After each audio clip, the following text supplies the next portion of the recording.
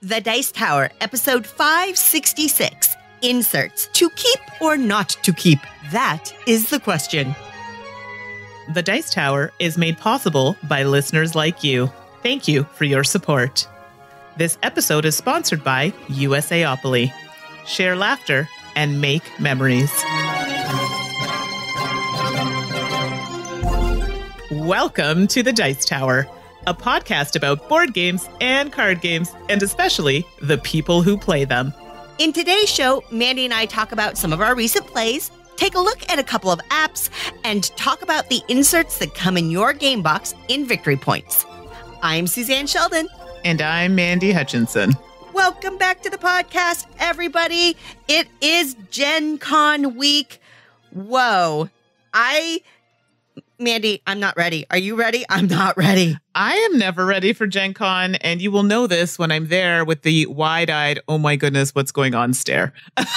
Noted. I will keep an eye out for that one. I haven't planned on packing. I haven't figured out my path through the vendor hall to buy all the games that I want to pick up that we talked about in our joint show with Tom and Eric with our GenCon preview episode last week. It's so much to do.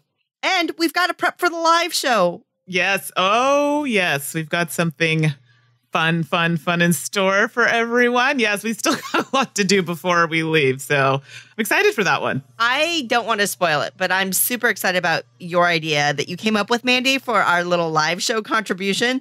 I think it's going to be super duper fun. I feel like this was a culmination of ideas. Like it's something that, we talked about and we've talked about and just came together. So team effort. Yeah. And I hope it's a hit because I know that we've got some ideas on what we can do with that in the future, too. Exactly. So there's a little tease for you. It's funny. I was thinking about, I've got to plan out everything that I want to get. And obviously for last week's episode, I'd done some research on everything that's coming out. But it's funny. Board Game Geek and Eric Martin over there was just sharing out on social media that there were a lot of last minute ads. So the list that you and I looked at last time to prep for last episode and get ready for GenCon, right? We missed a bunch because Eric Martin at BGG was saying that there have been a ton of last minute entries. And now the GenCon preview list tops over 600 games. Oh my goodness. What? And that's just one show, 600. Now, some of these have been announced before or have been available in some form or fashion previously in a specific market or anything, but still 600 games in a single convention is, from a release perspective in a single convention is wild. Absolutely. Oh my goodness. Like, where do you start? But I know there's one that's standing out to me right now, and it wasn't on my list because I must have missed it or would have been the ads for me, but new ads for me, the Newton, I think it's called. Yeah, that was my number one. I knew that you would love that one. Or be interested in it. Yeah, so I don't know what list I was looking at. It was vastly different than all of yours, but that one, for whatever reason, I might have just missed it. But yeah, that one is one that looks interesting. There's no rule book, though, or anything on this game. It's very mysterious. Yeah. They talk about the theme, and other than knowing it's the same designers as, like, Lorenzo Il Magnifico, and the theme, I don't know much about it, which almost makes me extra excited. I don't know. It's got enough cred and pedigree that I'm interested in it on that alone. Yeah, I think it'll be, the mystery adds to it. So we'll definitely have to check that out when we're there. Yeah. And I was just thinking about too, I didn't talk about in last episode either, but they're releasing another Deckscape in English. And the Deckscape series, they have a few extras in Europe, but they haven't been translated yet to English. And it's such a language, it's very language dependent. Right. So I'm personally super excited because I so love these escape room games like Unlock and Exit. And I enjoy Deckscape too. And I've talked about them before that I think they're the best for sharing with a slightly larger group. Right. And so I'm super excited. Heist in Venice is going to be there. And that is on my must pick up list too. Okay. I'm not familiar with these ones, so I'll have to take a look when we get there. Ooh, maybe we'll get it and play it together. Yeah, hopefully. I don't know. It's a pretty busy schedule we've got, but definitely sneak in some games. For everybody who's planning on being Gen Con, the Dice Tower has a really, really packed schedule. And we talked about it last episode, so I'm not going to belabor it or anything like that. But I know, Mandy, you and I, at least for me, looking, and you weren't, now that I think about it, you weren't with the Dice Tower at GenCon last year. I wasn't. And so this is a first for you too. The schedule at Dice Tower is really full for the show. Just lots of time at the booth or at the Jack Vassal Memorial Fund booth or working cameras and things like that. It's going to be busy. It's crazy town. It is like ridiculous. And not bad. So we're going to see some really great people and hang out at the booth, but it's going to be intense. It'll be fun. It'll be an adventure. And we'll just have to remember our own convention tips. Stay hydrated. Make sure that you have good, comfortable walking shoes and all that good stuff, right? I love when Tom mentioned that, by the way, in the last podcast. I'm like, is he directing that at me? I always wear comfortable shoes. I can't help it if they're stylish. Very true. You do have a knack for that. With all the games that we are about to get to see and play and try and buy, we've got plenty of games already in our backlog. And I know that you and I were talking a little earlier before we started recording just about, oh my gosh, we've got so many other games that we still need to get played before we have this influx from GenCon. We better get some game nights going. Yeah, Brass just showed up on my doorstep. Ooh, and I know that you were so excited for that. I have to admit, I'm very excited to hear what you have to say about that after you get a few plays of it in. Yeah, it won't be before GenCon, unfortunately, but yes, I definitely want to get that to the table. For sure. We talked about GenCon a ton last episode. Good luck to us in packing and getting ready to go. And do you want to talk about some of the games that we've managed to fit in? Yes, please. I've got some good ones. Because that's what people are here for. Board games, card games, and all the good game chat. So let's look at some of the games we've been playing. 'Cause I'm leaving on a jet plane. I don't know when I'll be back again. Oh, babe, I hate to go. All right. So now we are ready to talk about games played. But first, before we get into, the games we played, there's one I specifically want to talk about. Thunderstone Quest. Now, the reason why I bring this up is because I am going to be playing the campaign, and I know it's going to take a while to get through it, but I just wanted to share my first experience with it, so the first game, and what I thought of it. Okay, so wait a minute. You have actually played it. Oh, no, I played it. I've only played it once. We just played the first game rules, but we will be playing the campaign. So from here on out, until we kind of get through it, I might talk a little bit about how it's going and what we think of it and that sort of thing. Because I know a lot of people mentioned it and they wanted to hear about it, but I didn't want to give a full-on review because I haven't played it with the campaign mode. And it's on Kickstarter now, I think. Oh, yeah, if I'm not mistaken. It is indeed. Yeah. So at the time of this recording. Yep. Yeah. So I want to try and jump into that quickly. So like I mentioned, this is our first game. So this is designed by Mike Elliott, Brian Reese, and Mark Wooten. Artist, Jason Engel, Gunship Revolution, Matt Paquette, Ottawa native, and David Sue. And the publisher is Alderac Entertainment Group. So AEG. So the gameplay is 2 to 4 players. And now this is a game that people are familiar with the older version of the game. I'm actually just familiar with this version. The box is massive. There's a lot of organizing to happen in this game. But Thunderstone, it's a fantasy deck building game. Don't say it. I know what everyone's thinking. Mandy, it's a deck builder. Just wait. Okay, let's just talk about it. So in the game, when you first get it, there are a lot of cards that you need to go through. But in the first game, you're not playing with all of them. So in the game, you're trying to build up your deck for your characters, try and kind of pick a path of where you'd like to go. So they have some cards that are geared towards more magic, using spells. You have other characters that are better with using the weapons, and you want to build those up. And then you're trying to attack the monsters. I'm trying to remember the name of the in the dungeon. And by doing so, you gain rewards. You're able to upgrade characters in your deck. And it's really that straightforward. You're acquiring cards. You're fighting off, the monsters in the dungeon. And there's a big one at the end that you're trying to finish off with your amazing deck to try and get the most amount of points. Now, in the first game, it's recommended not to use quests. So we didn't, just to kind of get a feel for the game, but we'll definitely be putting those in for the campaign. So when you start playing the campaign, it's like mini adventure. You've got that storybook. We'll tell players what happens as you progress through the different scenarios. So right now we just played the basic one just to kind of get our feet wet with how the game plays, but it's literally, that's it. It's all about building up your deck, fighting the monsters, making sure you have enough light, because believe it or not, to go deeper in the dungeon and fight these monsters, you need light, and, acquiring these sorts of things to do so. So I didn't think I was going to like this, to be honest. I said, oh boy, it's going to be one of these. A lot of work, putting your decks together and be like, oh, this is a gong show. Just bad, all over the place. But it was a pleasant surprise. I enjoyed our first game. Actually, we really enjoyed our first game. And I played this game with people who are generally worker placement Euro gamers. Like, this is not something they would initially run to. And we really had a good time with it. So we're definitely looking forward to doing the campaign. It is not cooperative.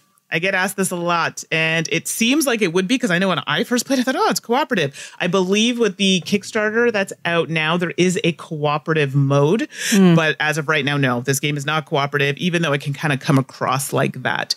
So I enjoyed it. I thought it was actually a fairly easy, straightforward kind of deck building game, but I like the fact that you can build up your deck in a certain direction and kind of go with it. That's why I'm really looking forward to trying the campaign. So the box is heavy. The game is not. So don't be afraid when you see the box, but definitely something that a lot of fun. And I think if you have kids, I think they might have to be a bit older. I definitely think this is something that they would enjoy playing. So that is Thunderstone Quest, and keep listening, because I will talk about it a little bit more once I delve into the quests and into the campaign mode. I'm really looking forward to hearing more about it. I played Thunderstone, ages ago. And right. I think Thunderstone Quest exists for a reason. As you're saying, you weren't quite sure it was for you or not. I'm not necessarily hugely surprised to hear you say that you enjoyed it, because the quest exists because there was demand and because people loved Thunderstone so much. Right. So it's got that spark there for sure. And I am glad you're doing the campaign. You are not joking. I also have a copy. I haven't managed to crack it. I'm really looking forward to it. It's not something my playgroup has been super jazzed to jump into, but the longer I have it, the more I want to get it to the table. But darn, that thing is heavy. It is. Oh my gosh. It's mammoth. And I don't even know if it comes through in the campaign page for Kickstarter, just how big this box is. Lots of room for expansion. With all the card trays and stuff like that. But you've got the miniatures and stuff, but holy cow, card weight adds up. It totally does. And I have to give a little shout out to my friend Dave. He's been kind enough to take it home and organize it. Dave, you're a good person. Good job, Dave. I know. To start the campaign, he's like, no, I love doing this. And honestly, I would, but I'm going to GenCon. He's like, you know what? Give it to me. I'm excited to do it. And then when you get back, we'll be ready to jump in. I'm like, I have the best game buddies, like the best. That's awesome. So what about you, Suze? What have you been playing? Oh, I've been on a great roll. I've actually been playing a ton of prototypes, which is not something I typically do. I find I prefer to dedicate my time to publish games because we have the podcast and content that we need to create for the Dice Tower. And prototypes usually don't fit within that, but we mentioned it in the last episode. I help organize GenCon, and there was a game design contest for a wallet game with Button Shy Games. And so I've been playing a ton of 18 card games. And so impressed with what designers can come up with 18 cards. And I've had a lot of fun with that. But I've also got some published games to the table and been cranking those out as well, including finally cracking into some of my stuff that I picked up at Tokyo Game Market. Right. Including Passtally. Passtally is a game designed by Masaki Suga, and the art and graphic design really is from Saori Shibata, and it's published by this shop called Analog Lunchbox, and they have such style with their projects. It's just really cool from even just an aesthetic point of view. Passtally is a tile laying game and path planning or laying game for 2 to 3 players. And I find that player count interesting. It's just, you don't often see 2 to 3 players as a player count, but that's what Passtally has. And you have these, well, when I look at them, the shape I can think of that I feel like our friends and listeners would understand, it's kind of shaped like the rupees from Legend of Zelda. It's that elongated hexagon. You know what I'm talking about? Yes, I totally do. You know what I'm talking about, right? It's this elongated hexagon-shaped tile are all these tiles. And they all have paths, just simple paths drawn on them. And they get stacked up, and you have a choice of 3 tiles. You can pick up a tile and place it on the board and then trace your path to see if get to scoring points. And what you've got is around the border of this board, there are little spots, and you pick those spots and you have your markers and you put them there. So ultimately, super simple game. All you're trying to do is lay tiles to connect a couple of your tokens that are around the board with a path. You score points based on how many tiles that line goes through to connect those points. But one of the extra little fun things about Passtally is that the tiles can stack on top of each other. So you're not just worried about fitting them in and following the path. You're also looking for more complex paths. You're planning ahead because similar to other tile laying games that stack, they have to be fully supported underneath. So you're even sometimes sacrificing an early turn because you're just trying to lay a platform or a foundation for a future placement that goes up, because the higher the tile is that connects as part of the path, the more points you're going to get. Alternatively, you can also move the tokens instead of picking a tile. So you're not just connecting the tokens, you can move them around to make it more convenient or what have you. And that's the whole game. Play until the tile stack's gone, count your points, ta-da. And what's interesting is you count the tiles, and then let's say it goes through, I can't remember off the top of my head, it's got a scoring table. So if you go through 4 tiles, you get 2 points. Right. If you go through 10 tiles, you get 6 points, that kind of thing. It's very simple to teach and learn. It's quite pretty. The tiles, it just has a very bold, modern aesthetic to it, where each of the tiles come in different colors. The colors don't mean anything other than just to reinforce the path pattern that's on it. So the red tiles all have the same paths, the green tiles, etc. It just looks so pretty when you put it together. And hey, I'm an aesthetics person. I love it when a game looks nice on my table. And oh my gosh, these tiles are, the quality of the components, these tiles are they're like 3 millimeters thick. The tiles in this game are super duper thick. So they're chunky and they feel really good. They're really sturdy. So it just feels good to play with because it's so sturdily built. Right. I will say it's not going to be a game for everybody. It can be a little mean, the way you can lay tiles over to block other people's paths and that kind of thing. If you don't care for that kind of gameplay, that could be a little rough depending on how your play group works. Now, it's also something that your play group can self-modify, moderate. I mean, if y'all don't like to play Cutthroat, then just don't play Cutthroat. Kind of stick to your own path building and figure it out. The other element that we really ran into is, boy, this can really be prone to analysis paralysis. As you only have 3 tiles you can pick from, but eventually the board gets quite full and you're trying to maximize your point values. You're trying to squeak out one more tile. So you're looking at each tile, trying to figure out each lane it could work in and how you can maximize your tile count. I did find it slowed down a little bit while people were thinking that through.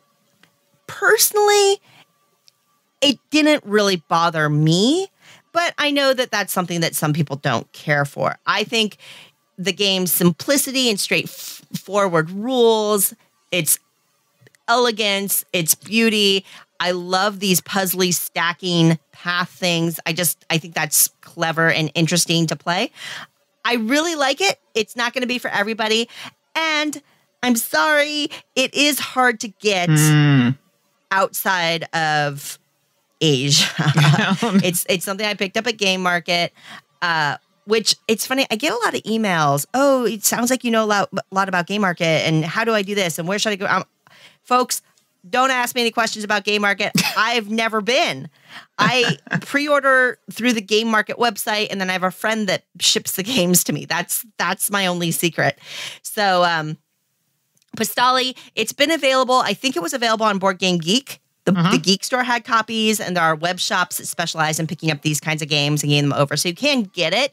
You just have to search around a little bit if you're interested in Passtally. I've been seeing it around. I know I've been seeing it a lot on the social media circuit. How does this compare to like a number 9 or something to that effect? It number 9 has that beautiful thing where everybody can play at the same time, and I think there are fewer decisions to make. It's much snappier, but I think it's in a similar zone. I think that's a fair kind of family to put it in, so to speak.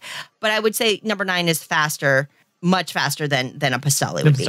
Okay. Yeah. No, it's definitely one I've been seeing a lot of people play that I know that were able to snag a copy. So I might have to see if maybe at GenCon, maybe it'll be there. Okay, well, the next game that I'll be talking about is called Harvest. And this is designed by Trey Chambers. Art is by Rob Lundy. Publisher is Sharp Point Publishing and Tasty Minstrel Games. So in Harvest, you are you're a farmer to some degree, but you could be a fantasy themed type farmer. And you're planting seeds, harvesting crops, tending your gardens. It's a worker placement game, and it plays 2 to 4 players. It plays in about 45 minutes. And in each round of Harvest, we're drafting for turn order. And then you're getting the benefits that are on these cards. You're sending your workers to the fields to take action. So it could be to plant seeds, to tend fields, harvest crops. And you want to do these things because by harvesting these crops, these are actually going to give you points at the end of the game. And I believe it's after 4 rounds, players will count their crops. The field cards, there's cards that have points on them that you can acquire, other bonuses, and the most points wins. It is a fairly straightforward worker placement type game. Mm-hmm. I'll be honest in the fact that I thought it might be a little bit more. So I've played other games from Trey, Argent Consortium, which I love. Yeah, you love that one. I really love that game, but it's in a different category, like weight of game. It's a bit more, there's a bit more going on. Harvest is a good game. It's a solid game. For me, I think I wish it had a little bit more, but that's not the fault of the game, if that makes sense. Okay. The game does what it's supposed to do. Mechanically, it's a good game. It's very simple, very straightforward. For me, I think I just wanted something with a little bit more crunch to it. Maybe if there's an alternative way to play or something that makes amps up the difficulty, I would have liked to have seen that. But the game itself is good. I know I played it with some other people and they really, really enjoyed it. I enjoyed it, but I just was missing that kind of extra oomph in it. I don't know if I'm explaining that properly. I just wish there was just something that just dial it up a little bit. Sure. The art. So I'm very familiar with Rob Lundy's work. I believe he also did, what's that other one? Harbor? Yeah, he did Harbor. Yeah. Harbor. It's not the type of art that I particularly enjoy. Doesn't mean it's bad. It's just not an art that I'm drawn to. I think for the game that it's fine. I think I would have liked to see a slightly different direction for the art, less cartoony. Oh, see, I think kind of the tone that they're going with this series, like Harbor and Harvest, and I have not played Harvest, so I want to be clear. Okay. But I think the tone that they're going with, it seems like that cartoony approach, the fantasy farmer thing, that fantasy sea trader thing. I personally do enjoy it. So it's definitely always a good, art is so subjective. And that's what I was going to say. Like it gives you that, it gives you the idea or the notion that yes, it is a lighter kind of themed game because it has that cartoony light feel. It delivers on that. These are all things that are personal. Do you know what I mean? It's something for me that it just didn't catch my interest, but I understand the purpose of it and the art itself is good. It just didn't click for me. Sure. But overall, the game is good. Like I said, I just wish it could just dial it up a little bit more, but it is in that realm of a lighter worker placement type game. I did like that they tossed in a fantasy theme with the kind of farming aspect. I thought that was kind of fun when you mix things like that together. So that is Harvest. How long was a play? Was it 30-minute play, a 60-minute play, a 2-hour play? Like now that I've played it a couple times, we could probably play that in a lunch hour easy. Okay, so very light, but pretty quick too. It is. It's not like the first time you play it. The rules are literally, it's like Harbor. It's like a fold out sheet for the rules. And I think maybe 45 minutes, maybe if you're playing with a full player count. So I think we played with, I played both times with, I think I played with 3 players and I played with 4 players. The first time took us probably about an hour because we were just taking our time going through it. Second time took us about 40 minutes, give or take. Yeah, that's. I think 40 minutes is a nice time. No, it's good. Like, it's definitely one I could definitely pull out at lunchtime. And I think it would work well. Or someone who's even possibly just looking for that lighter weight worker placement. Then I definitely think this would be a game for them. Yeah, you do like heavier games, so I can see where that would be a little, right? Maybe a filler, a Mandy filler. Still good. But it's still good.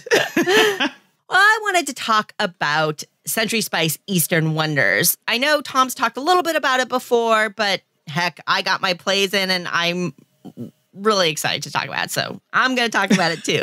I think most people might know, or people who listen to the Dice Tower might know, designed by Emerson Matsuuchi and published by Plan B Games. And this is the second in the Century Spice trilogy. That, of course, the first one was Century Spice Road, and now we have Century Eastern Wonders.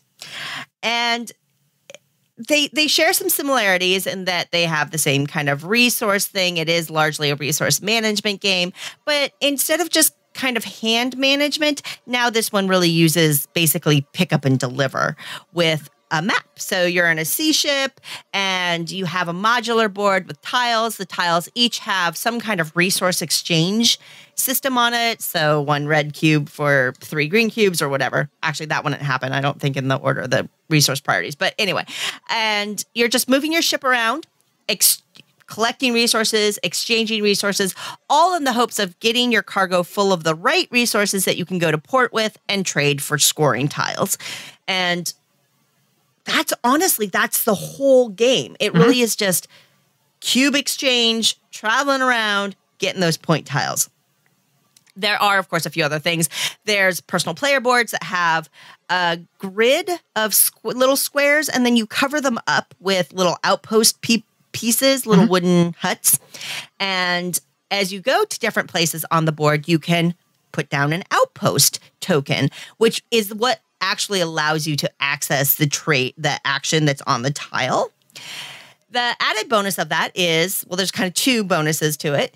One, as you take them off your board, you're revealing some points. And the deeper you go into your player board, the higher the point values are. And when you complete columns, when you clear an entire column, you get some kind of bonus. There's bonus tokens and tiles that give abilities or points and all sorts of stuff.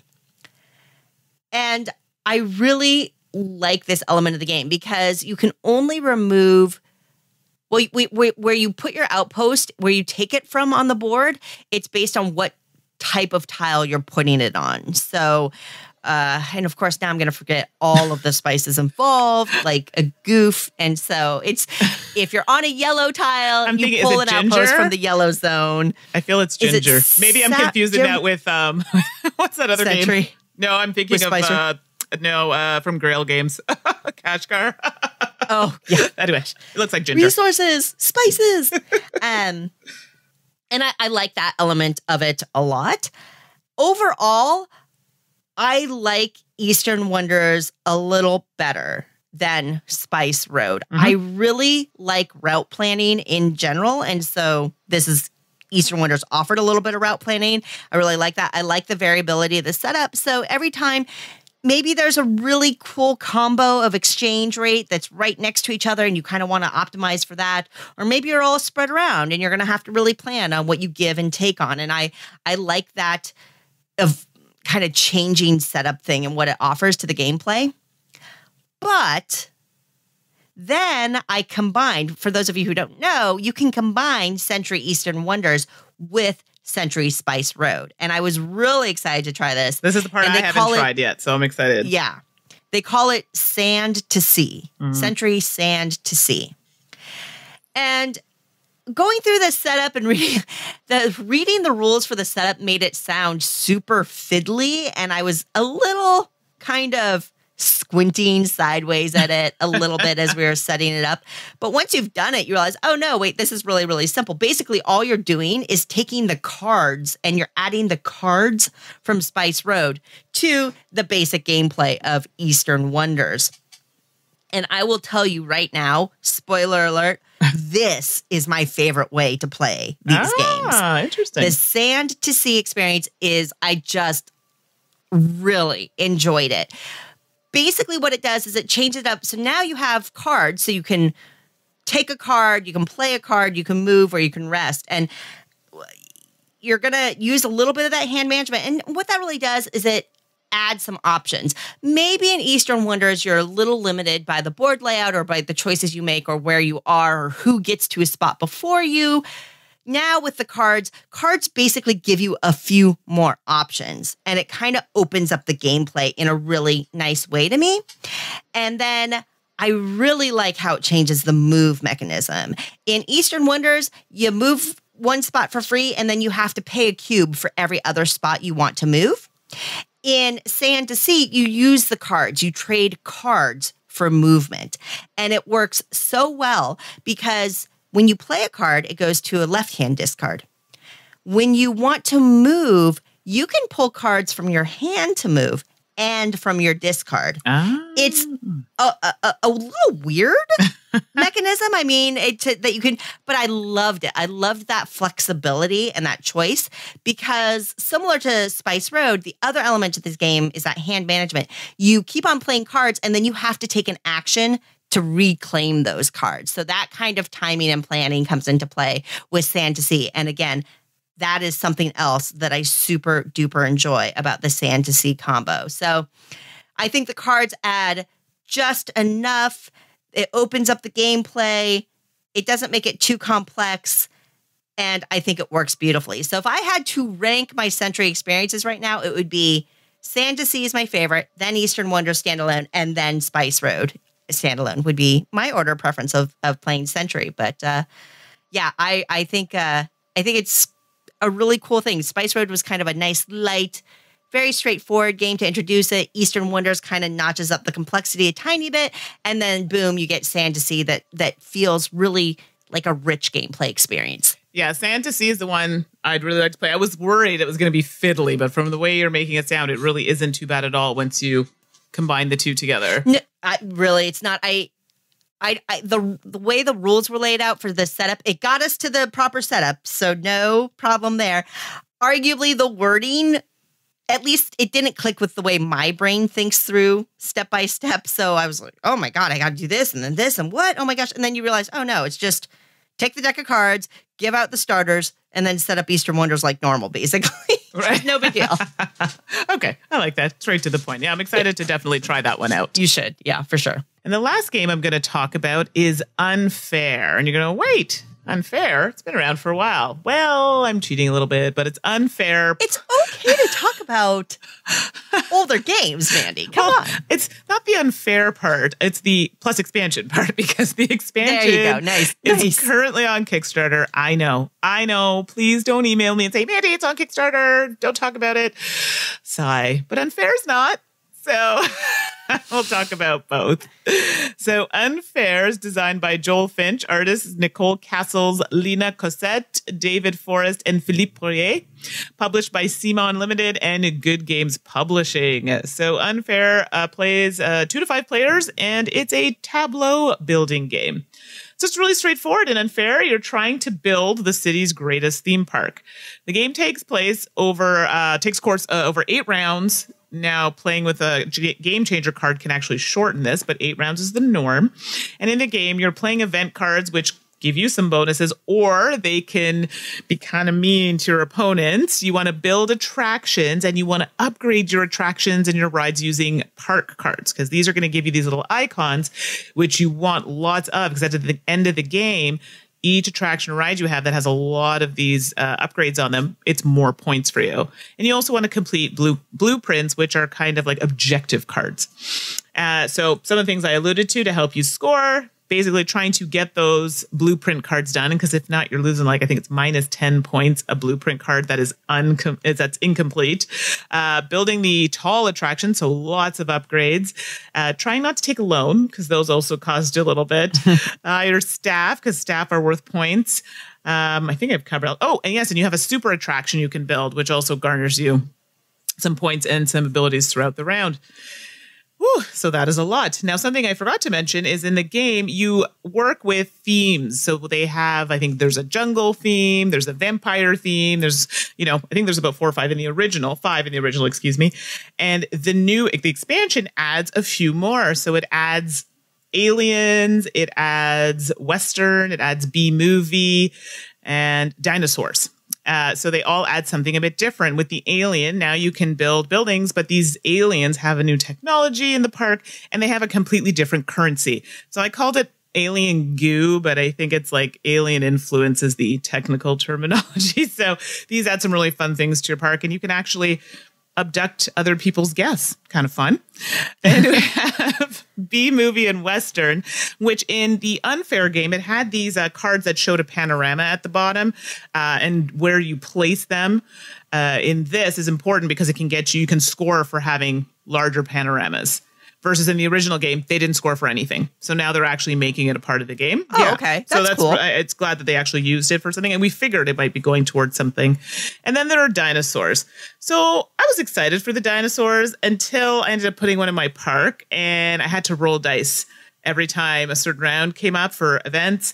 And if I didn't roll a certain number, these dinosaurs would be shutting down certain attractions in my park. My own dinosaurs. So... They were good when they were good, but when they were bad, they were not so nice. So I didn't know how to feel about the dinosaur. So I'm like, I don't think I'll be using that one that much. But I mean, if you are really into the rewards, it's worth it for me. I'm not a risk taker, so that one was a little meh for me.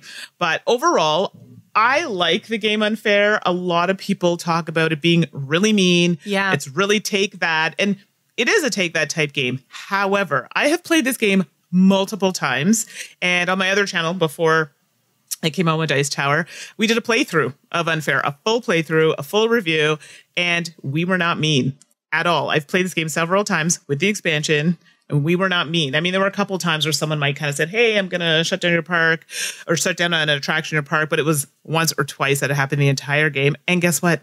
We still had fun with it.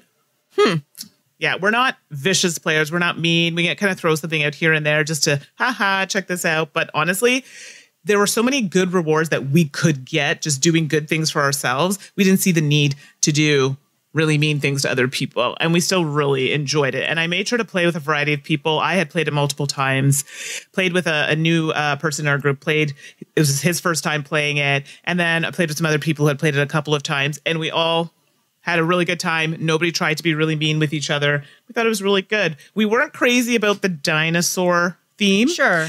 And I found the B-movie and the Westerns were good because they did give you some options with the panoramas. But you really have to pay attention because they do slightly different things. Okay. And getting them to work together is great, but you have to pay attention to how you're placing it and how they're working together. I definitely think the alien was my favorite because it had a whole completely different type of influence or currency. So you can build off of that. And those alien influence were worth points at the end of the game.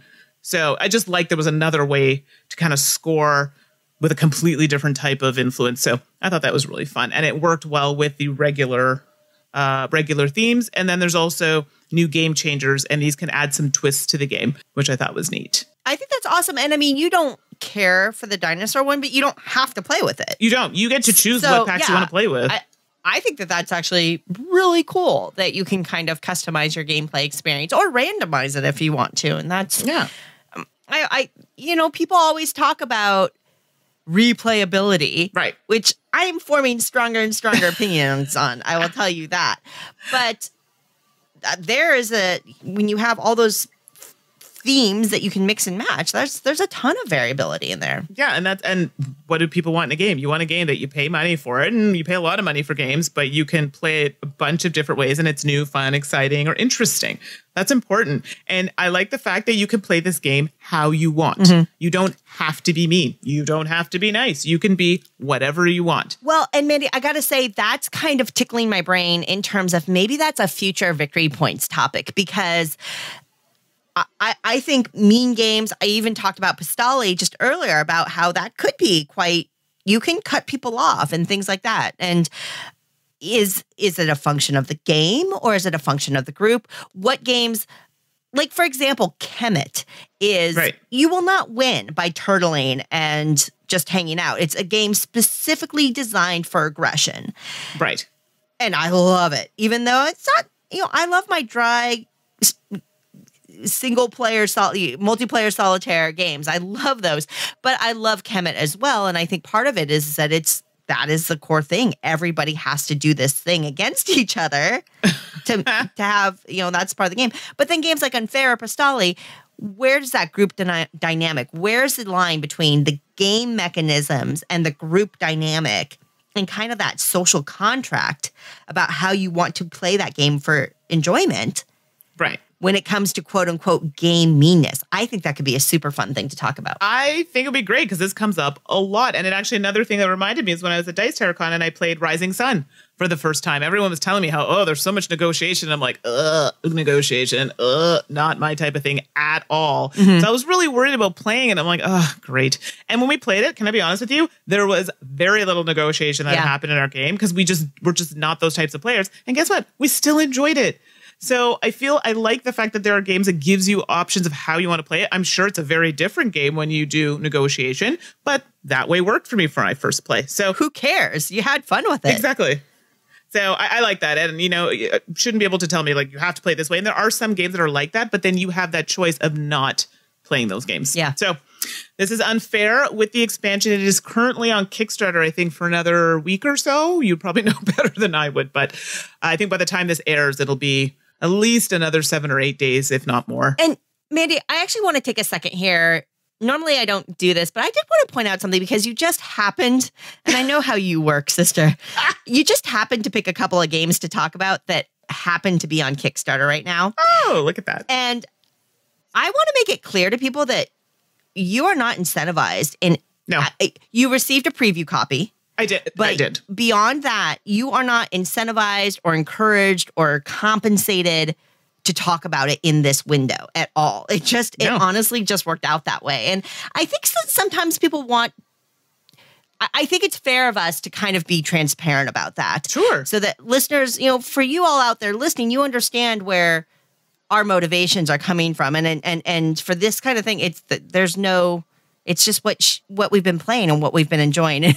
And how the timing happened to work out. Right. It honestly is pretty just coincidental. Because to be honest, I mean, when I first started, I did a lot of Kickstarters, but how many Kickstarters have I done lately? It takes up a lot of time. And you're right. It just happened to fall into place that, hey, this is one I wanted to try with my friends. They wanted to play it. And we talked about it. Well, yeah. And I mean, Thunderstone Quest has been out for a little bit, right? It shipped to backers because the campaign for Thunderstone Quest is actually the second campaign. It's another printing of it. This is the whole co-op variant that I was talking about. That is an option in the new one. Right. And then the Unfair is an expansion, technically. I mean, I'm sure you hate the base game, but it's, So anyway, I just wanted to kind of interject there in case people were wondering, just to kind of clear that up. But here's a game that's not on Kickstarter in any way, shape, or form. And for the sake of transparency, I've only played this game once, but I enjoyed it so much, I just really had to bring it to the table. And that is Villainous from Wonderforge, which is also a division of Ravensburger. So they're a partner or sister company kind of thing. Mm-hmm. And it was designed by Prospero Hall. Now, who is Prospero Hall? Mandy, you may ask. Yes. And I find this fascinating, and I will say I find it exciting. Prospero Hall, you might also know from their design work on Bob Ross, The Art of Chill. Or as the designer listed behind upcoming games like the Brady Bunch board game. And I think it's interesting that they've decided to go this direction because Prospero Hall is essentially a nom de plume. This is an alias for a game invention shop. And you have, when you see Prospero Hall, what you're actually getting is the work of a team of game designers that partners and works together to develop these games. Mm-hmm. And I have no problem with them going with this Prospero Hall route, but I just thought it's an interesting thing to do. Mass market does this in a lot of ways. There's a lot of invention shops out there that kind of white label their work, and you never know they existed behind the scenes. And the fact that they've named a designer here for Dietopus is like, that Prospero Hall has a website, for gosh sake. I think it's interesting. Anyway, enough about that. Villainous is a Disney villains board game. Oh, this is cool. Totally fully licensed. You get 6 really classic Disney villains like Captain Hook and the Queen of Hearts. And let's see, I think you get, it's Maleficent. Ooh. And I do a good Queen of Hearts cosplay, by the way. you get Prince John from Robin Hood. You get Ursula. Anyway, you get, basically it's asynchronous, and every player takes on one of these villainous characters, and the game is completely asynchronous. So when I say that, what I mean is each player gets their own character. Each character has different win conditions, and to support that gameplay, each character has their own special decks of cards and player boards that go along with that. And wow, it's quite the experience. First of all, the art is gorgeous. When you pull this out of the box, you're going to notice the quality of everything and the beauty of everything right away. The cover's very sophisticated. It doesn't feature cartoon characters. It's just this kind of green, smoky thing with villainous over it. It's very sophisticated for a Disney game. You're going to unbox this game. You're getting all these components out. You're going to pick your character, get all your character bits. And ultimately what the game is it's an action selection game and a hand management game. You've got your player board, and it's got 4 actions in these different card slots. And you move your pawn, you take the actions, whether it's draw cards, play cards, move things around, what have you.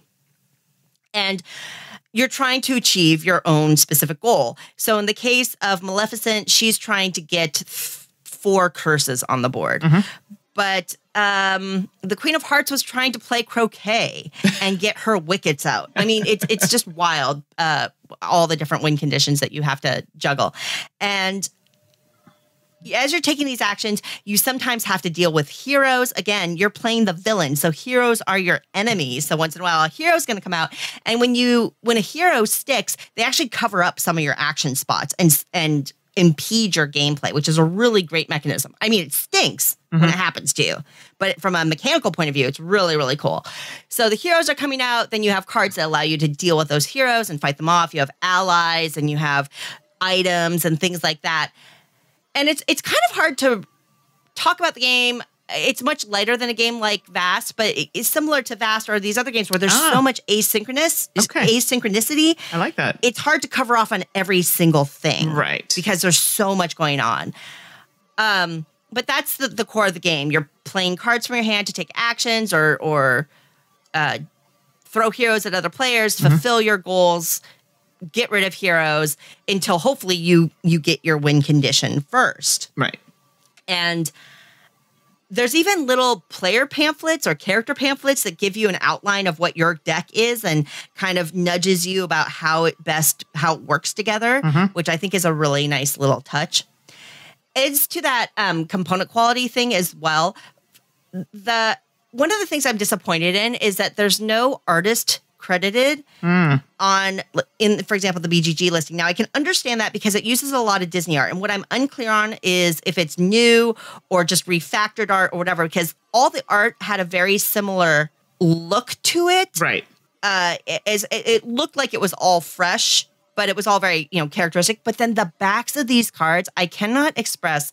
I mean, my art appreciation geek totally came out looking at these cards. The back of these cards, each deck has its own individual art that is this really stylish line art depiction of the character. It's darn good looking, and I wish I knew who did it because it's gorgeous. And these player pawns, Mandy, oh my gosh, they're amazing. They're kind of a translucent plastic in different colors based on your character. And again, it's kind of a modern take on the character. It reduces the characters to kind of a silhouette and a simplified form, but it totally evokes the character, and they're gorgeous and they're huge. They're like a couple inches tall, and they're just so fun to play with. So from a component quality point of view, this game has got it going on. Now, I will say there's a lot of take that. You're definitely throwing heroes at other players and impeding your opponents. And there's definitely moments like that. There's a lot of the things where you're watching other players reach their goals and you've got to stop them. So you're throwing whatever you have at them. So there is a lot of player interaction. Some people will like that. Some people won't. Right. I thought it was great, but just kind of putting that out there so people understand it from a gameplay point of view. And it is definitely a game because of how everything is unique to the character. You got to play it again and again. And I've only played it once, but the more you play it, the better you'll understand when is a player close to winning and what's the best way to stop them, or your own deck. How do I maximize and make this the most efficient it can be? Right. Which to me just says there's a lot of replayability. There's that There's word. that word, exactly. I know my friends, I don't own this game yet, but I'm going to be picking up a copy. My friends that have it, Josh and Melissa, my play group, they've played it a ton and are super into it right now and really enjoying it. So they've gotten all that gameplay out of it themselves, and they crush me. So, you know, there's that. But a lot to take that, beautiful components, really gamery, for whatever that word means, gamery gameplay in this that people may not expect for a Disney-themed mass market game. Right. But Villainous really has it going on.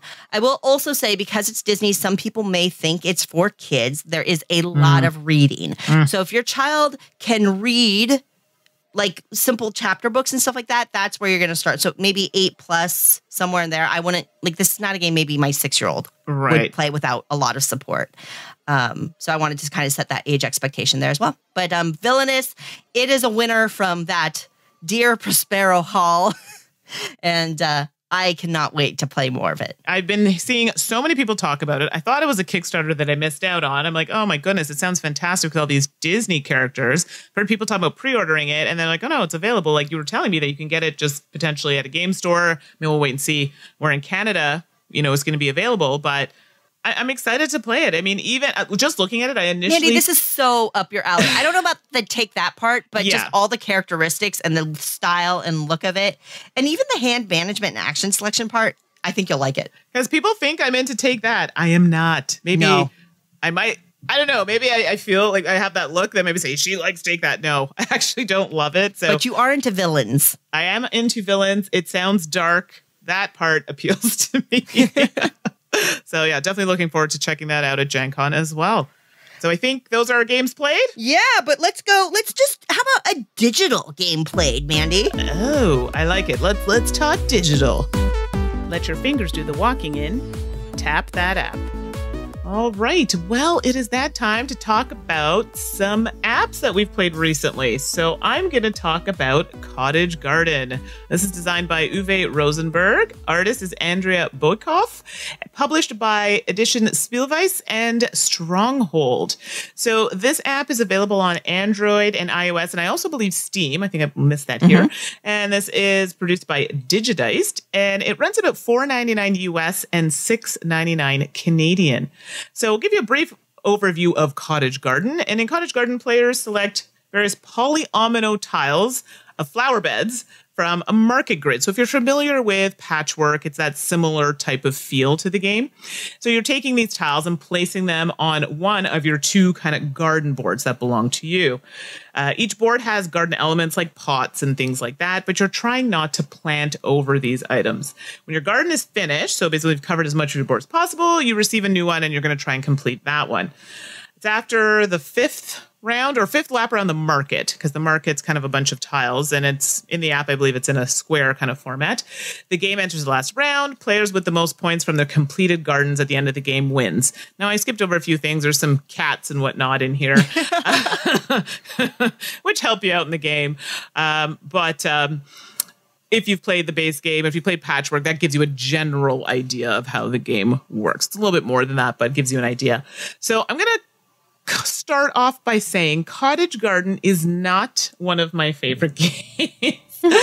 I really enjoyed Patchwork. My mom is a two-player aspect. I found Cottage Garden had some similar aspects to it. That wasn't my issue. It was a game that just went on for 2 rounds too long.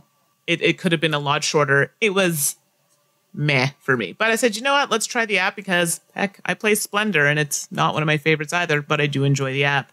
So in Cottage Garden, the app I find overall is very well done. It has really vibrant colors. I think it's very clear. I even played on my phone and I find that you can actually really see the elements quite well considering there's a lot going on.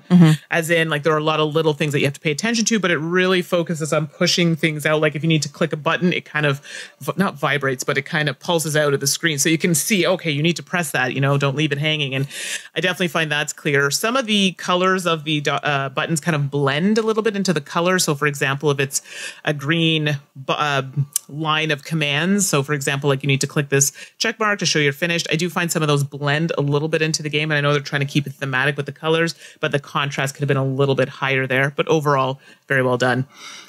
I did find the tutorial a bit odd. In some ways, they have a video, which is good. It directs you to a video. And there's something new that has come up, this parental guide, which I think has been, we were just chatting about that with the potentially the privacy settings. That could be something that's happened, but this never existed before this new update. So if you try and go to certain parts of the app, it will ask you to do some addition, some math, to get into that part of the menu because it's some kind of, it literally says parental guide. So that might be something new. So something to keep an eye on, but good, you know, prevent people from getting into internet and other things they shouldn't be into. But coming back to the tutorials, I found that there's no rule book. And the tutorial for me was just, I think there was just so much going on in it. Like, was overly detailed. You kind of gloss over certain things. It wasn't necessary. So I found when I do the tutorial, I'm like, okay, I got it. I'm done. You know what I mean? Now I played the game before, so maybe it's different from someone who hasn't. But I did find there was a lot of things it was trying to pop up and it wasn't needed. Just a lot. So it could have been simplified. And I think having a rule book would have been nice, something to refer to. I actually like having that in the game. But there's the video. You know, the video's there. So if you're more of the visual, you want to hear the video, that at least that's available to you. And that's very well done. When I first had it, it was a bit glitchy. It seems to be a bit better now, but it did have some frozen bits here and there. Hopefully that's been rectified. But I don't know if you've had any problems with that. No, but I always... Sometimes people reach out to me and they say, have you had this problem or that problem on this device? And I have a fairly new iPad and a fairly new phone. I have an iPhone 7 and a newer iPad. So sometimes it's hard to say whether it's glitchy because there's so many factors in play for that right now. I will say that Digidice is pretty good about supporting their apps, and they have a bug reporting tool built into all of their apps directly. And they're pretty responsive on that. So bugs happen, glitches happen. I would be surprised if they weren't fairly responsive on addressing them. So depending on when you were experiencing those glitches to now through successive builds, I'm betting at least some of them have been knocked out of the way. Yeah. So as of right now, they haven't popped up. I know when I played maybe a couple months ago, I was having that issue. So far, so good. So, and again, I have an iPhone 6S. And I have an iPad Air. So those are the two things that I'm playing on. And they're not the most current, but they're not very old either. So it gives you an idea of how that's working out. So overall, the app itself, I actually think it's done quite well. I love the colors. It's vibrant. The fact that I can play it on my phone and see everything clearly, for the most part, I think it's fantastic.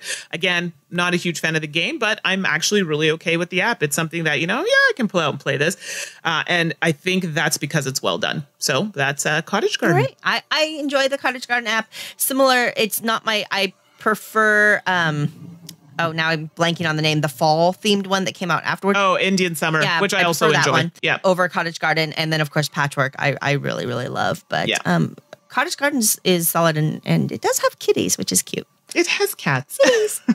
I wanted to talk about Ganz schön clever. So it didn't win the Kennerspiel that it was nominated for. I don't know if that was a huge surprise. I don't think the designer Wolfgang Warsch is feeling too bad about it because Wolfgang's other game, Quacksalber, won. So, ta-da. Yay. Yeah, exactly. Yay. And I mean, what a wonder, right? The wonder that is Wolfgang Warsch, which we've talked about. And I've talked about Ganz schön clever as just a roll and write game. But I do find roll and write games make great apps, or I assume they make great apps for the ones that I've tried, like Doodle City or Ganz schön clever or Quicks. This is the game is published by Schmidt Spiel, and then it's developed by Brett Spielwelt, and it's available on iOS and Android for $2.99. And for those of you who don't know, Ganz schön clever is a roll and write game. It's themeless. It's just a score pad with a bunch of different numbered zones, colored zones with different numbers on them. You roll dice and pick one, fill in a spot, and keep on going. And ultimately, what I think the hook in Ganz schön clever is that when you fill in up to certain spots, or when you fill entire columns or whatever in certain areas, you unlock a freebie. And you really can build up to this combo system where you're unlocking a lot of things near the end of the game and getting free spots, which unlock you more things. And it's really rewarding when you can kind of get that engine to kick in near the end game. And I think that's one of the things that people really enjoy about it overall. It's certainly something I enjoy about it overall. It's a great roll and write game.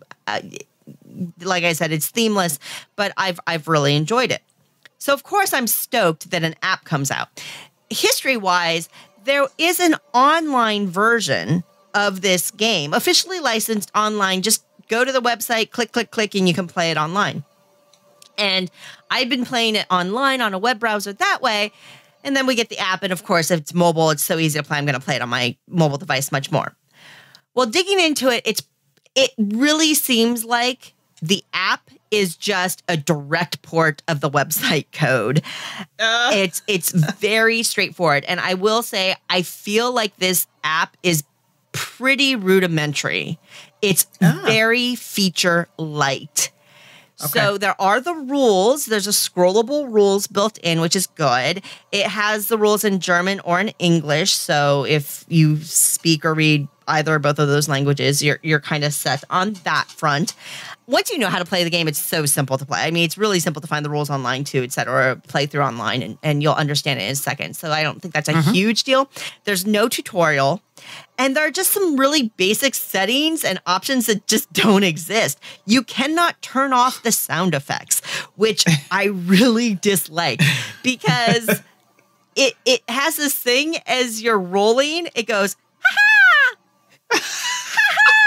I love it. And if you forget, like if you pick up your phone and you turn it on, like, oh, I'll knock out a quick game, and you forget to adjust your volume or whatever, and you hit roll and ha-ha! And you're, oh my gosh, I got son of a gun. Not my favorite sound effect. Oh, that's wonderful. It's just a very simple setting. It's such a basic feature on an app. It also means you can't listen to music and chill out and play the game at the same time because the app doesn't allow your background music to play, which a lot of more sophisticated apps will let you do. And this is the perfect kind of app to allow you to have an audiobook on in the background or music on in the background or what have you. So I really wish that is a feature that they had. This is solo only. It is this solitaire edition of Ganz schön clever only. Now, I've played the game in real life solitaire and I love it. So that's not necessarily a criticism, but that means the multiplayer, you cannot play online. You cannot play pass and play. You cannot do any of that. It literally is just you and your device clicking squares. So keep that in mind. But I mostly play solo on my device anyway, so that doesn't bother me. But ideally, this app would have at least pass and play, and really ideally, it would have online play, against your friends. So there's that as well. That's another feature I wish it has. So no tutorial, no online, no multiplayer, no sound effect tweaking. Also, no ability to go, once you're in the game playing, you cannot quit the game without, you basically have to shut down the entire app to get the game to restart. So if you make a flub, there's no undo. So if you make a flub and you're like, oh crud, I just might as well give up because that was a really bad mistake. You're like, literally force quitting the app to reboot it. So that's a lot of talk about all the features the app doesn't have, and all of those missing features, I will say, are a disappointment to me. All that said, boy, oh boy, I love having Ganz schön clever portable on my device. I like playing it solo. Once you understand the interface and how to play the game, you're knocking out games really, really quickly. There's definitely online. There's a lot of people playing it right now. There's a little bit of competition for high score going on, which is super fun and a little competitive as well. And if you like this type of game, just kind of a solitaire experience, a quick knock one out kind of game, it's really good. And it has that hook that you like in the real game of if you trigger a combo, it starts firing them off. It also has a feature that some people actually don't like in games like this, and again, it's not something you can turn off yet as a setting. When you select a die, it shows what spots you can use for it. So it shows all of your available. Now, some people don't like that feature because it does too much of the thinking for them, when sometimes recognizing your opportunities is part of the game. Right. So it does that. But hey, if you like that feature, it's got that feature for you. So overall, I'm glad I have it. It's $2.99. I am definitely going to get my $3 worth of entertainment. I have already gotten my $3 worth of entertainment. I've played it a ton in app form, waiting to pick up my kids from camp or whatever. I knock out a couple quick games. So I'm glad I have it. I think $3 is an okay price, although I think for $3 you're going to get other apps that are more fully featured. Oh, and that's $4 Canadian. Yes, exactly. I will also say, and this is in no way the fault of the app, I often hear from people that they worry about burnout because of apps. I'm going to burn out on the app, or I'm going to burn out on the real game because of the app, because I'm playing so much. Right. If you are a person prone to game burnout, this app would be dangerous for you, because it does have that thing where you're going to play it a lot again and again. Games are very quick. They're very easy to play. So before you know it, you're going to have 50 plays under your belt. And I think that's fine. I've talked about game burnout before, and I'm fine with this, but it's just another little heads up for people. Know yourself, moderate yourself. Wow, there seems to be a theme here. Yes. So feature light, maybe a little rushed out the door, maybe because of the Spiel nominee and things like that. If you love the game, the app is worth picking up now. If you're on the fence, you may want to wait to see if they add a few more features. But overall, I'm loving the app. I'm playing it a ton, and I am bound and determined to break 300. I've hit 297, and my heart broke because I was so darn close. 3 points away. That's quite going to do it. Quite the score. I'm lucky to crack 160, okay? All right. There you go. Ganz schön clever. All right, so let's talk some victory points.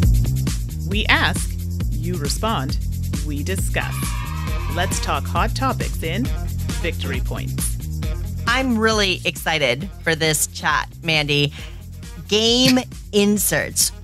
I think this came up in one of our previous episodes, and we said, hey, that would make a great victory point segment, because I realize I'm getting opinionated about game inserts, Mandy. I don't know about you, but I do. It's a lot of like, what's going on here? Toss this. Oh, this is good. It's organized. Keep this. Yeah, there's a lot of that external, like internal arguments with myself.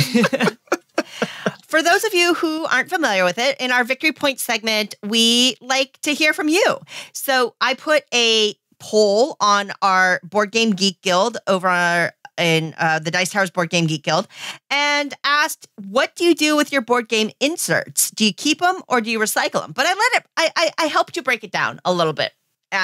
We talked about the special form-fitted vacuum formed inserts that have slots for everything versus just a generic plastic insert, a custom cardboard insert, or a generic white cardboard protect in shipping kind of insert. And what do you do with them? Keep them or toss them for each one of these? Thank you, everybody who responded in our poll. We really appreciate it.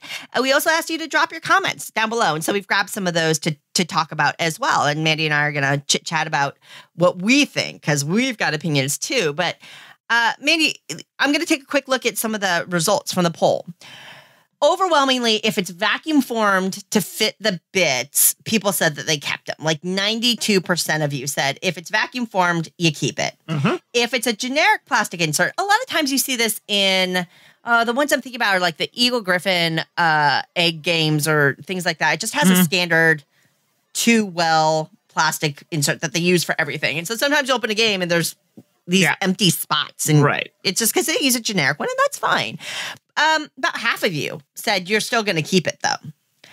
Meanwhile, on the custom cardboard insert, and I didn't really define it, but to me, I'm thinking about companies like Portal Games that they always put some charming or beautiful piece of art on their cardboard inserts that makes it a little more painful for me if I have to get rid of it.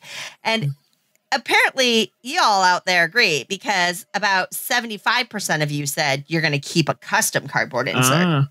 Meanwhile, on the other side of town, if it's a basic one of those super like Fantasy Flight style, super basic cardboard, just protecting components from shipping, when you have 2 decks of cards to ship, but you got to ship it in a Ticket to Ride size box, you got to fill it with something.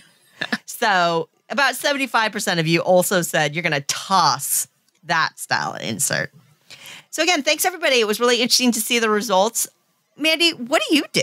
I don't know what your answers are. What do you do with each of these categories? So when I first started, I just put everything in a customized insert. I'd call up my friend at Custom Game Bits and, hey, this is the game I have. Can you, hook me up with this, insert for this game, pay for it. And I was happy to do so. Now I'm like, well, hold the phone here. I'm expending this money on a game. A little bit of organization is nice. And I have to tell you, it's no mercy. If it's not holding the pieces properly or the components are not fitting or I need to bag them and it just doesn't make sense, it's gone. Bye. See you later. Do not pass go. Do not collect $200. You're gone. I do not keep inserts that are useless. I don't care. It's hard when they're prettier, but if it's useless, it's not doing anything for me. It's not doing an organized. I'd rather put them in bags until I can get an insert that I like. So I would prefer something customized or at least something that's functional. Sure. The one that comes to mind, Mandy, is when you and I were in Essen last year and we were going through our board game massacre where in order to ship back more games, we punch everything and we throw away the sprues while we're there so we're saving space and saving weight that way, things like that. So we have this hotel room with just mountains of cardboard leavings around us. Yes. And we were brutal. Right? Go. This is gone. We don't need it to play the game. It's getting cut. But then we got to Otis. Oh, yes. I remember. And it was the record scratch. Oh, no. This one has to come home with us because Otis had, not only was it fully printed and beautiful, it was designed, it held the bits pretty well. It had a divot to hold some of the components, and then it had a section that fit the board.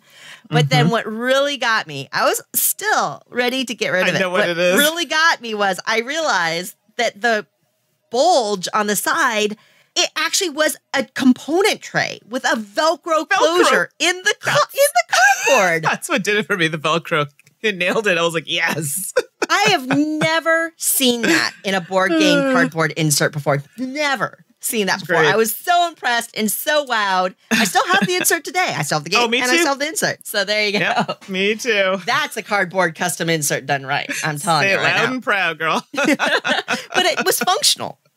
I'm not just saying it because it was a novelty. It was functional. The Velcro thing held the lid closed, so you could put your bits in there. The other well was big enough to hold your storage, and your board was in there all secure. It worked. It was a very functional insert as well. See, it can be done. And I think what that tells us, Mandy, is it can be done. Yeah. Oh, listen, I have some big games. Too Many Bones. That holds things quite nicely, actually. Oh my gosh. Well, that's a whole different. Well, yeah, we're in a whole other ballpark there. When you get into miniatures and stuff like that, I think you have to do certain things. Sure. And I mean, like a CMON game that has although we had a couple of people in the comments talking about like CMON or miniatures holding where you have nebulous blobs that are custom formed for each mini, but you never know quite which one it is. So you try it, you flip it around, you realize, oh, that's the wrong one. And then you move it to, that kind of thing. Exactly. And I will say one of the things that is becoming a pretty big pet peeve to me, and I totally acknowledge that this is just me being super finicky. I am done with games that require you to lift the insert by keeping the game sprues. So if you're not familiar with this, when you open a game, you're going to lift the lid, you're going to pull out a stack of punch boards, you're going to punch them out and put the pieces in this plastic insert. Put the lid back on, and if you shake it around, everything comes out. Yeah. But if you put the cardboard sprues underneath the plastic tray in the box, it lifts it up so it's flush with the lid and it holds things in place. There are even games that when you open the box, there's a note that says, don't throw away this cardboard. Put it under the plastic tray so your stuff stays in place. I'm telling you right now, publishers, stop it. Stop this practice. It is making me frustrated because more and more people are traveling outside of their home to play games. There is an entire industry, little micro industry around game portability, all these different custom bag companies about carrying your games to game nights. And extra cardboard is extra weight. We have a heavy hobby. Help me take your games to game night and get rid of that weight. I totally had a Jerry Maguire moment there. Help me. Help you. Here's what I want to see. And the first game, and I've seen it with other games, the only one that's popping to mind that I can think of off the top of my head right now is number 9. I want everybody to take the number 9 approach. What that is you put you build the game so the insert is flush to the lid as is. And then you stack the punch board on top of it, it lifts, and you put the lid on, and then you shrink wrap it. It does mean that when you look at the box, the lid isn't flush to the tabletop. Like there's a little bit of gap. Yeah, but who cares? It's stable. The punch board's supporting it internally. It's shrink wrapped. Right. Take it out. The punch boards come out. You punch them out. You put the pieces in. You put the lid on. Everything is flush. You don't have to keep the sprues. That is the right way to do it. And I want to see more publishers handle their inserts and sprues that way. Now, you could also go on the other end of the spectrum with how fancy these things can get. For example, Megaland recently. Oh, yeah. They decided to go with game trays. Yep. And I have to tell you, my heart soared. I was like, oh, all this organization. Oh, it's so amazing. Literally, I just had to hold on to the table. I'm like, wow, this is fantastic. I love organization. That was beautiful. Now, I feel that could have been because that was a mass market game and someone new to the hobby or not familiar with games. That's a more attractive thing to look at, something that's highly organized for you. You don't need to look for external sources, especially if you're not familiar. So that to me was like, oh, it's so beautiful. Without a doubt, game trays, the publishers that are partnering with game trays to create their in-box insert, not aftermarket inserts, just it comes in the box. Right. Game trays does a phenomenal job overall, and Megaland is a great example of that. I think Grim Forest from Druid City Games is another great example. James Hudson partnered with Game Trays Noah over at Game Trays to create a really great functional system. And like you said with Megaland, when you get to lift that little bit tray that has a lid on it, it's awesome. Brace yourself. It's fantastic. Conversely, though, Mandy, you can get too fiddly. I totally am on board. Smart, functional, sturdy, permanent storage that's in the box. I love it when it works. But then you have some games, and I'm going to name names. Oh, boy. And I'm naming names because these are games I like. But the insert I do not like. Oh, dear. I know. And, ultimately the insert is just the insert. But games like Coimbra. Oh, I was waiting for that one to come up. Well, in Coimbra, I'll be honest with you, Coimbra is one of the games that kind of nudged me on this topic for discussion. Yeah, because... didn't get it. You open it up, and when you first look at it, you go, oh, this insert's gorgeous. Yes. Oh, my gosh. You know where everything goes. Oh, look, they actually imprinted the wells so you know what bits go in each spot. That is a brilliant touch. And you look at it and you have this moment. You're so excited. But then it's trickery. It's trickery. Then you try to put these things away and you realize, wait a minute, even any experienced gamer will, as they're just putting it away for the first time, will kind of go, huh? Yeah. And now, granted, maybe it's just my groups that I play with, but almost every person I've ever played with that I've put away games with, we put things away by player packs. Right. Here are all your bits. Here are all your special cards. Here's a bag or a box that they go in. Duh. Coimbra did everything by bit type. So you have a channel for the blue cylinders. You have a channel for the yellow ones. Meanwhile, over here, you have a space for your lions, and you just put all 4 lions in there. And then you have a space for the meeples. You put all your It doesn't make sense for how modern gamers... Now, if they had come up with a well for each player's bits, it would have been brilliant. But it's fiddly. And you have this beautiful column. It fits the discs well. You have a column, a channel for each disc, but it's fiddly. You have to line up these discs and put them in the channels perfectly straight. I don't want to mess with that. When I'm putting away a game, I just got my butt kicked playing Coimbra. I don't want to mess with the discs, stacking them up, putting them away. So that is an example of an insert. again, the game is gorgeous. The gameplay is wonderful. My insert is going into the recycling bin. Oh, and I think mine's already there, actually. It's a beautiful, and clearly they put thought into it. It just didn't work for me. Yeah, I agree. Another one, and this hurts. Oh, boy. Because it's one of my favorite games right now. Castell. Yeah. From Renegade Games. Yep. I think that was actually after the first play. It was gone. Castell is a wonderful game with a wonderful theme. I love this game. And I opened up the box. I saw that and I was so excited. And I was like, it might be a little fiddly. Okay. And you punch everything out. And you realize, okay, yeah. There is a spot for each tile size or tile type. And you line them up all perfectly. You can nestle them in there. And that's great. And of course, Castell's well known for having the head-sized velvet bag. That is a wonderful component. You play the game once and you realize you're never going to use that darn insert again because you randomize the tiles. Yep. You throw them all in the bag. They never, you play the cleanup is scooping up the tiles and throwing them in the bag. There's no reason to sort those numbered tiles to nestle them in wells again. I mean, I'm sure there are players out there that do it. More power to you. I do not have that patience if it's not necessary for future setup. Yeah. And so that's an example of a well thought out insert. If you take the time to put the pieces away, they all fit in. But it's completely unnecessary. That's one of the games, I have that kind of that I make when things bug me. Yeah, this made me do that. I was very disappointed. I had high hopes for it, and okay, in the garbage. It was upsetting. Clearly, because people put time and effort, and there was thought in there. They just didn't feel practical to me. And I think when we look at the poll, just what you were saying earlier, Mandy, what we are seeing in the comments in the thread, the poll thread, one of the primary concerns is usability, functionality. No matter what the format is, make it usable. I mean, I'm going to use the word practical. I mean, we all like snazzy bits and pieces. Sure.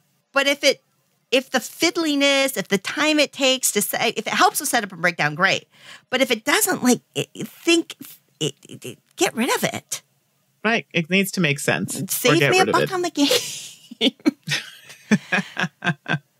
All right, Mandy, let's take a look at some of the comments and see if y'all out there, what you think about game inserts. We heard your votes, but y'all left some comments in here too. So, Benjamin M., here we go.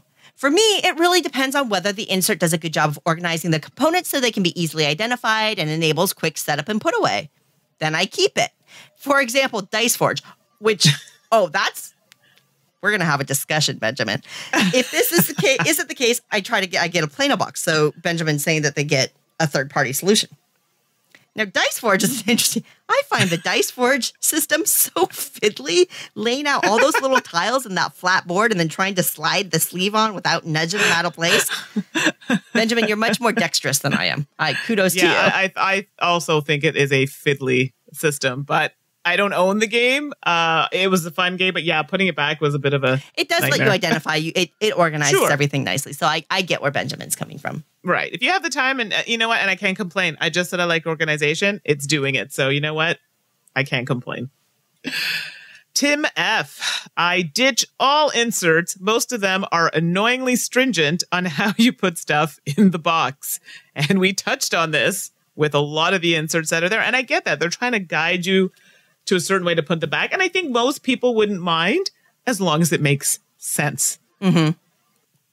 This is one, it's interesting because Sailing to Osiris, which I know you've played, has a beautiful, well thought out insert. And I'm kind of torn on it because they even mark on it, similar to the Coimbra one, they mark what's supposed to go in each spot, which I find a hugely helpful feature in these kinds of inserts.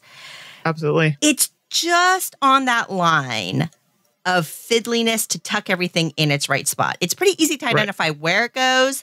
I'm not quite sure how I feel about that one yet. But it is.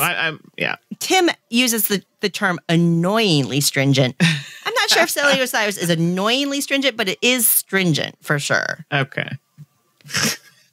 Oh, goodness. Michael M is saying, I try to keep everything, but under the following situations, I'll throw out in any insert, and they mentioned a couple things, but it's a vacuum formed insert that doesn't have an obvious way that all the similarly sized pieces go into it. Then Michael's saying they toss it. I think that goes to the publishers who are marking the plastic. Right. It's a really big feature. Yeah. It's very helpful. Tristan W. If the components fit nicely in the insert, they stay. I like it. Tristan gets right to it. And I have to agree. If it fits nicely and for me and makes sense, it's a keeper. Julian K is saying, oh, well, here's a couple of them. Julian K saying they mostly keep it for resale purposes. If I'm not sure that I want to keep a game, I try to keep them in pristine condition. Once I know a game is here to stay, I don't really care. And Eric B says something similar. I will keep the original insert and store it somewhere because they often trade and sell their games. Right. And some people who buy games or trade them prefer to have a complete game, including the inserts and expansion boxes. That's dedication. And I think that that's a really logical reason to keep the inserts. So I get that. To a certain degree, certain games that I know that it's like, okay, yeah, this game was good, but I know it's a game that I'll probably sell or trade. I will suffer with the insert until I can offload it. But if I know it's a game I'm keeping and I'm regularly going to play, no, then I won't keep the insert. But I can get that to a certain degree. Most people want to have a game that's as close to intact, when you originally bought it as possible. So if it's a game that I'm on the fence about and I kind of have an idea I might sell it, then yes, I will put up with the insert temporarily. So now we're going to talk about the sleevers. We're going to start with Daniel C. My choices for any of the above would hinge solely on how cards fit once they are sleeved. And I have heard this a lot. And we're going to just jump in quickly to Josh N. Also, even though I don't sleeve all games, an insert must hold sleeved cards. Otherwise, it's heading to the recycle bin. So I used to sleeve cards. I know when I first started the hobby, oh my goodness, I'd sleeve everything. And then I kind of just tapered off into, I don't really have time unless it's a game that I've paid a lot of money for and I play a lot, then I'll sleeve it.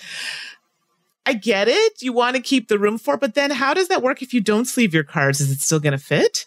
This is my concern because I feel like there are not as many people who sleeve that don't sleeve. I don't know. I'm not saying that you shouldn't be listened to. That's not what I'm saying at all, but I don't know. How would that work? I've talked to publishers about this because people who sleeve games are passionate about it. They love protecting their games and keeping their games in pristine condition and maintaining the longevity of them. And I fully respect that. For publishers, I know it presents a pretty significant logistical challenge for a lot of games. If it's just a deck of cards, maybe you have a little more flexibility, but exactly what you're saying, Mandy. I've had publishers say, especially in board games where space is tight, right? People, maybe this isn't the right term, but people forget how much space sleeves take up. When you take 100 cards and stack it up and it's 1.5 inches tall, and you add sleeves and all of a sudden it's 2.5 inches tall. Right. In terms of game box real estate, that's a mammoth change. And exactly what you're saying, Mandy, I suspect there are far more people that do not sleeve than do. Right. And so do you create spaces that are too roomy and things are flopping around? Or do you create space that fits sleeves or do you go the other way and then you create spaces that fit standard cards that maybe the majority of purchasers do? And then people who add the sleeves are kind of left out. And there's no inherently right or wrong. To me, there's no inherently right or wrong answer there. It's a case by case thing, and the publishers have to do their best with the space that they have. I get where the sleevers are coming from, though. I can understand that, but it's a tough one. Yeah, that's always one that for me has always been that's a hard one because you want to accommodate as many people as you can, but sleeve it makes it a bit difficult. Totally understand. And then another theme that kind of emerged from all the great comments that we got, expansions are key. So Eric B says, the only time I won't keep an insert in the box is if it won't fit the expansion contents or if they've replaced it with a custom insert.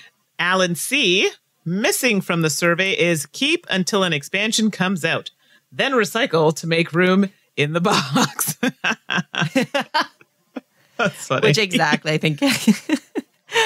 Apologies, Alan C. Yes. We will try to be more thorough in our survey questions in the future.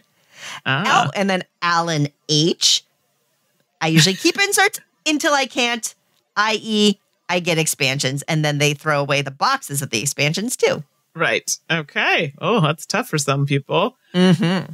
And S, I keep all inserts unless I have expansions and the pieces don't fit in the box anymore. Yeah, I can get down with that. I think that would be something that I'd do. And finally, our dear Itai Perez, who helps out on the Dice Tower so much and is listed as a producer on the show.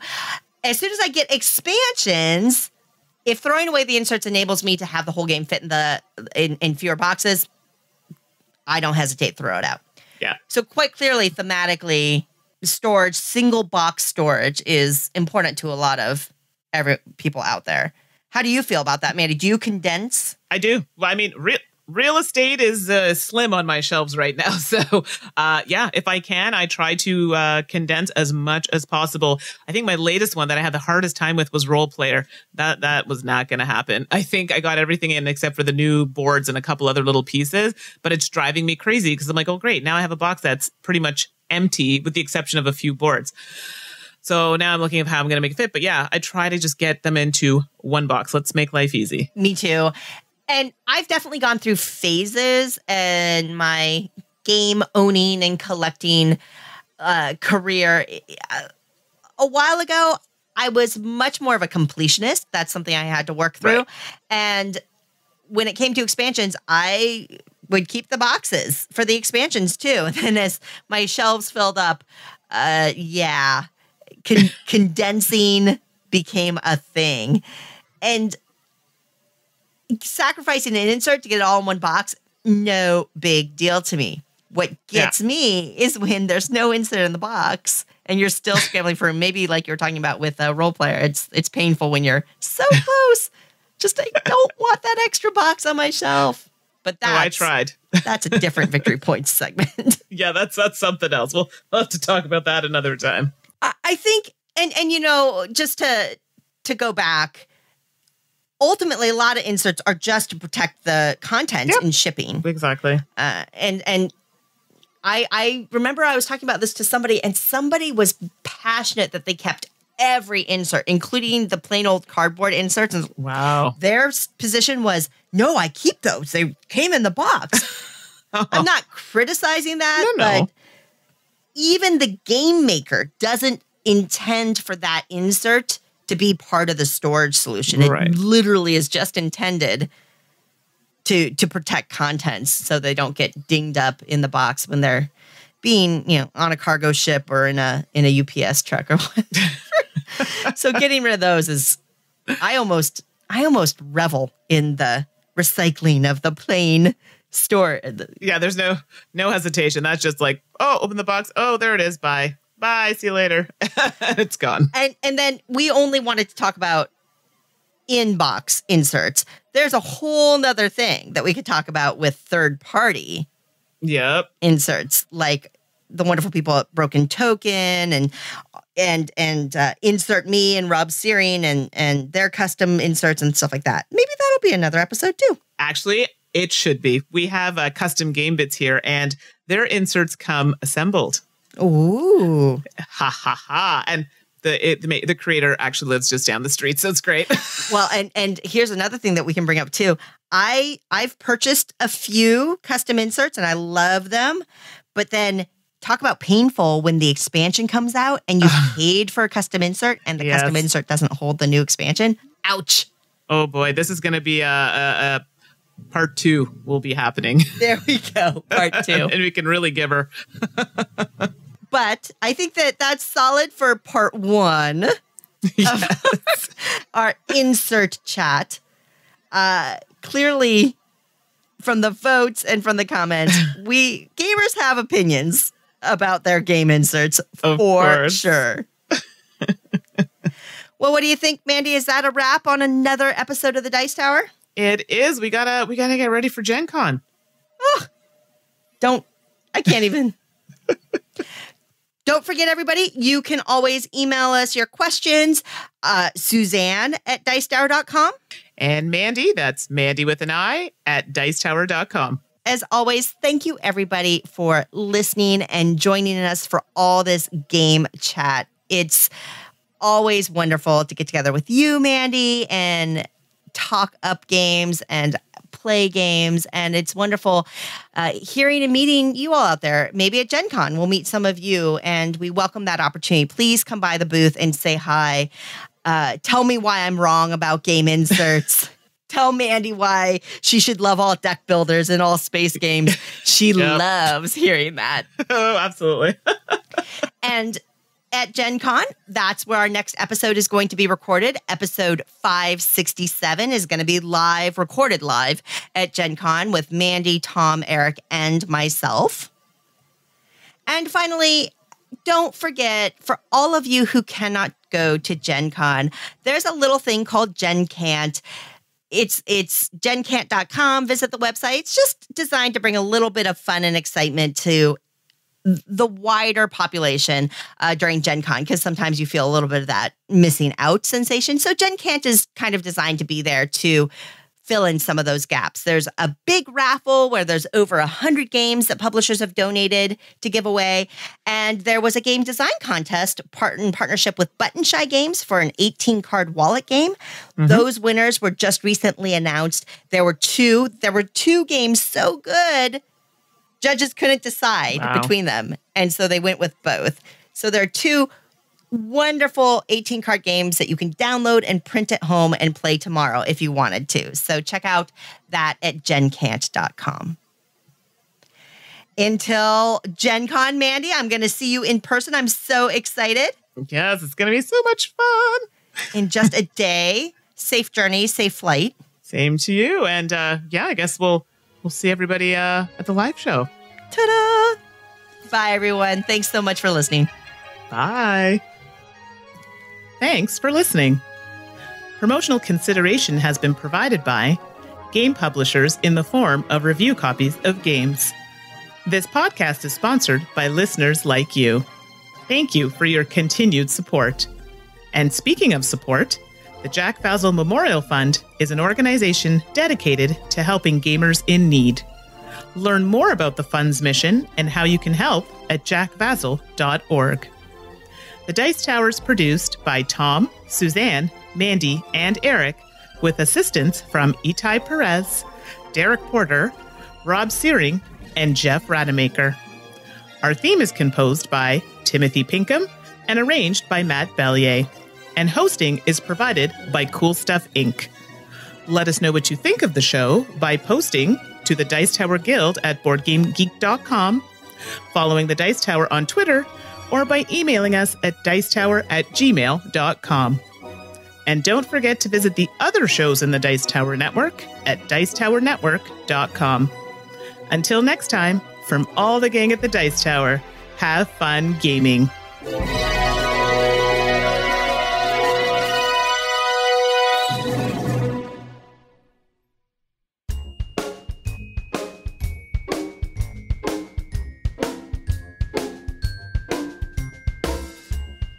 All right, it is that time again. 2 truths and a lie. So we're just going to jump right in. So from last episode, I had the following. My favorite cell phone brand is Samsung. My favorite cell phone brand is Apple. And my favorite cell phone brand is HTG. So the lie there would be my favorite cell phone brand is HTG. What is HTG? I've never heard of this. Really? I thought that was like common. It's a brand that we have here in Canada. I think it's like an Android type phone, but I had some friends that were like, oh, it's really good. And then I had another friend who was like, oh my gosh, this is horrible. I had to test one out for a while and I'm so sorry. It was not good. So I'd take a Samsung, which I strongly dislike because their customer service is lacking. Sorry, won't go on the tirade, but HTG was not doing it for me. If I ever go to Canada to buy a cell phone, I will keep that in mind. Last episode, that could have just been my experience, though. Totally. Nobody's. As we see like HTG's stock price drop, we'll blame you. All angry on Twitter. I'm sorry. Last episode, mine were I've been surfing, I've been water skiing, and I've been snowboarding.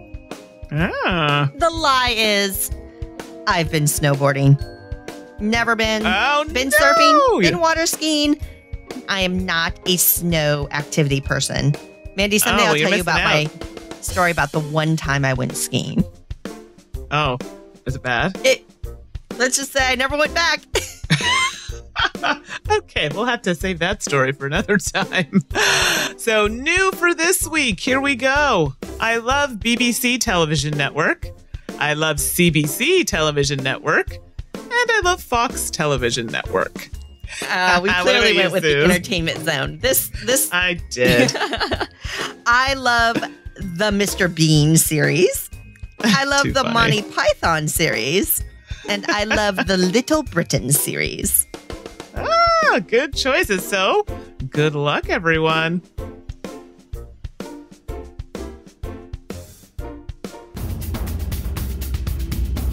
This episode is sponsored by Samurai Jack, Back to the Past. New from Project Raygun is Samurai Jack, Back to the Past. Based on the hit TV show Samurai Jack, relive the epic 5th season in the semi-cooperative card drafting game. Accompany Samurai Jack on his quest to vanquish the shape-shifting Master of Darkness, Aku. As beloved companions from Jack's adventures, players strive to gain the most honor by helping him gather allies, weapons, and traits. Ages 13 and up, 2 to 5 players with an MSRP of $34.95. It'll be available August 10th. Available for pre-order at your favorite local game store today.